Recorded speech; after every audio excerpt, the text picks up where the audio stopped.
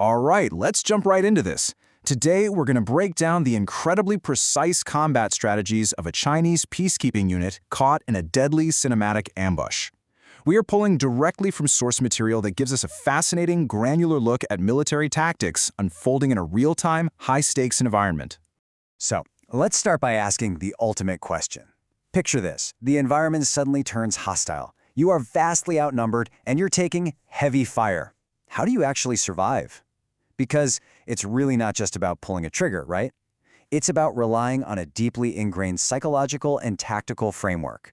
To figure out how they pull this off, we're going to track the unit's maneuvers through 5 distinct phases.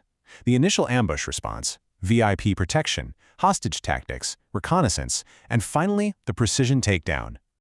Kicking things off with Phase 1, the ambush response, and establishing control in absolute chaos. When the unit's convoy is abruptly attacked at Muyang, their split-second reaction dictates absolutely everything. There's this critical piece of dialogue from the source that highlights fundamental military doctrine. Old Bien, don't move. We absolutely cannot lose our high ground. Amidst all the noise and sheer terror, the tactical priority isn't just firing back blindly. It's elevation control. Securing the high ground gives you visibility, it gives you cover, and it provides a strategic advantage that can literally turn the tide of an ambush. So instead of panicking, the unit executes textbook maneuvers. First, they split their forces to prevent a single point of failure. This makes them a much harder target to pin down. Second, they secure that elevated terrain immediately. And third, they actively maneuver to trap the attackers. They specifically have a soldier, Ziyang, physically block the enemy's escape route at the rear road. It's a total masterclass in shifting from a defensive, on-your-heels posture to an active counter-engagement. Once that initial shock is managed, we shift gears into Phase 2, VIP protection and defending the core mission. At this point, the focus narrows entirely to defending their primary asset, Mr. Merson, and the vital vaccine he's carrying. The unit instantly triggers a 3-step protocol. Step 1. Draw the fire of the primary hostile, identified as the rogue colonel. Step 2. Immediately form a physical 360-degree protective detail around the target. And Step 3. Evacuate the VIP to the rear vehicle, getting him out of the kill zone as fast as humanly possible. The mission objective always supersedes individual safety. But here is the brutal, unforgiving reality of combat. Despite executing those protocols perfectly, look at the mid-battle status. The personnel is split up, they're injured, and they're severely outgunned. Tragically, Mr. Merson is murdered in the chaos, and the primary objective, that highly critical vaccine, is stolen by the Utopia forces. It just goes to show that in real-world scenarios, even flawless textbook execution doesn't guarantee a clean win. The variables are just too chaotic. Which brings us to Phase 3. Hostage tactics, and a shift into psychological warfare. The situation takes a really dark turn when the terrorists realize the peacekeepers have superior defensive positions. So, what do? They pivot to taking local civilians hostage. They initiate this chilling artificial countdown, shouting, "Come out quickly, you have 5 seconds." They are purposely trying to mentally break the peacekeepers, forcing them to abandon their secure high ground. It's a deliberate, calculated tactic to use the soldiers' own moral compass against them, dragging them out into the open. You can really see the stark contrast between these two mindsets here. The terrorist methodology completely relies on unpredictability. They leverage innocent lives to force errors, and they negotiate in bad faith. On the flip side, peacekeeper discipline requires prioritizing civilian safety, but doing so while maintaining defensive positioning and strictly calculating risk. They can't just react purely on emotion. And honestly, that is an incredibly heavy burden to carry in the heat of a firefight. Now we hit Phase 4, reconnaissance, and the scramble to regain the upper hand. With the vaccine gone and soldiers missing, the surviving unit has to transition from defense into aggressive intelligence gathering.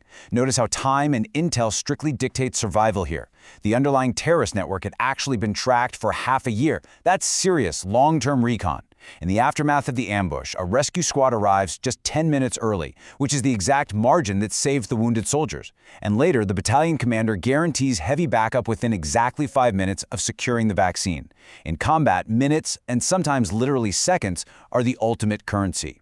To pull this recovery off, the battalion commander initiates Level 1 combat readiness. And this isn't just sending a few guys out with rifles, it's a massive, systemic mobilization. They prep bomb disposal robots immediately to sweep for traps. They actively ping the GPS coordinates of the missing VIPs. They deploy highly targeted search teams, and they put the entire infantry battalion on high alert. By leaning into coordinated recon and tech, they systematically turn the hunters into the hunted. And that sets the stage for our fifth and final phase, the precision takedown. All that reconnaissance pays off when they locate the rogue colonel inside a crowded casino in Dancheng. But the environment is incredibly delicate because the place is packed with innocent bystanders. To protect them, Captain Nie Feng dictates a surgical, incredibly high-risk approach. Step 1. Maintain a wide distance to avoid spooking the target. Step 2. The perimeter team quietly seals all external exits, actively holding back the local police so things don't escalate prematurely. Step 3. Captain Nie Feng goes into the building entirely alone. He does this specifically to prevent the massive civilian crossfire that a full squad breach would inevitably trigger. Inside that casino, cornered and desperate, the rogue colonel actually demands a traditional, ego-driven duel. He wants a macho shootout, but Captain Nie Feng shuts him down completely with this amazing line. Because we know how to control ourselves, and it is precisely because we can control ourselves that's why I'm still alive today. That right there is the absolute definition of combat discipline. It's the sheer psychological restraint required to stick to mission parameters and protect civilians at all costs. These peacekeepers, they don't fight for ego, they don't fight for vengeance. They fight exclusively to complete the mission and save lives. That level of restraint is exactly what separates a professional soldier from a rogue combatant. As we wrap up this analysis, I want to leave you with a final thought about the real-world stakes of modern military operations. Based on everything we've unpacked today, does true strength in combat actually come from having overwhelming firepower? Or does it come from bearing the heavy, exhausting burden of absolute self-control? It's a pretty profound question that redefines what it means to be a warrior today. Thanks for joining me to break all this down, and I'll catch you next time.